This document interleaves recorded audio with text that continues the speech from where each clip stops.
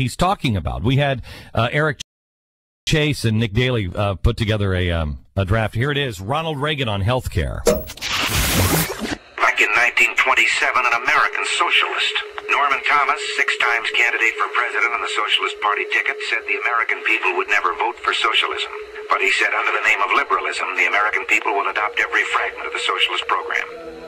There are many ways in which our government has invaded the precincts of private citizens, the method of earning a living.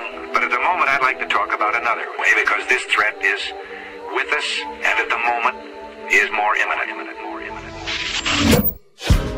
One of the traditional methods of imposing statism or socialism on a people has been by way of medicine. It's very easy to disguise a medical program as a humanitarian project. Most people are a little reluctant to oppose anything that suggests medical care for people who possibly can't afford it. Now, the American people, if you put it to them about socialized medicine and gave them a chance to choose, would unhesitatingly vote against it.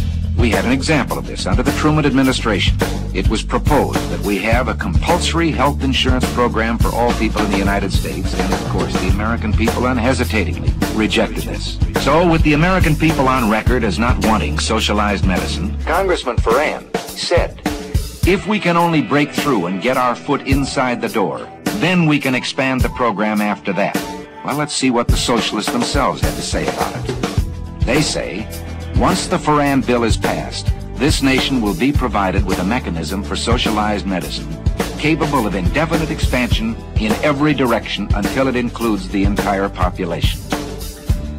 Well, we can't say we haven't been warned. James Madison, in 1788, speaking to the Virginia Convention, said, "Since the general civilization of mankind, I believe there are more instances of the abridgment of the freedom of the people by gradual and silent encroachment of those in power than by violent and sudden usurpations." Now, in our country, under our free enterprise system, we have seen medicine reach the greatest heights that it has in any country in the world. Today, the relationship between patient and doctor in this country is something to be envied any place. The privacy, the care that is given to a person, the right to choose a doctor, the right to go from one doctor to the other. But let's also look from the other side at the freedom the doctor loses.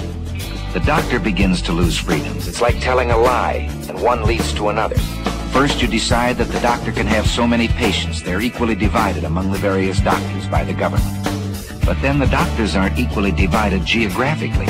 So a doctor decides he wants to practice in one town, and the government has to say to him, you can't live in that town. They already have enough doctors. You have to go someplace else. And from here, it's only a short step to dictating where he will go. This is a freedom that I wonder whether any of us have the right to take from any human being. In this country of ours took place the greatest revolution that has ever taken place in the world's history, the only true revolution. Every other revolution simply exchanged one set of rulers for another. But here, for the first time in all the thousands of years of man's relation to man, a little group of men, the founding fathers, for the first time, established the idea that you and I had within ourselves the God-given right and ability to determine our own destiny. This freedom was built into our government with safeguards. We talk democracy today, and strangely, we let democracy begin to assume the aspect of majority rule is all that is needed. Well, majority rule is a fine aspect of democracy, provided there are guarantees written in to our government concerning the rights of the individual and of the minorities. What can we do about this? Well, you and I can do a great deal. We can say right now that we want no further encroachment on these individual liberties and freedoms, and that you demand the continuation of our traditional free enterprise system. You and I can do this. The only way we can do it is by writing to our congressman, even if we believe that he's on our side to begin with. Write to strengthen his hand. Write those letters now, call your friends, and tell them to write. If you don't, this program, I promise you, will pass just as surely as the sun will come up tomorrow. And behind it will come other federal programs that will invade every area of freedom as we have known it in this country. Until, one day, as Norman Thomas said, we will awake to find that we have socialism. And if If you don't do this, and if I don't do it, one of these days, you and I are going to spend our sunset years telling our children and our children's children what it once was like in America when men were free. Glenn Beck. This is the Glenn Beck Program.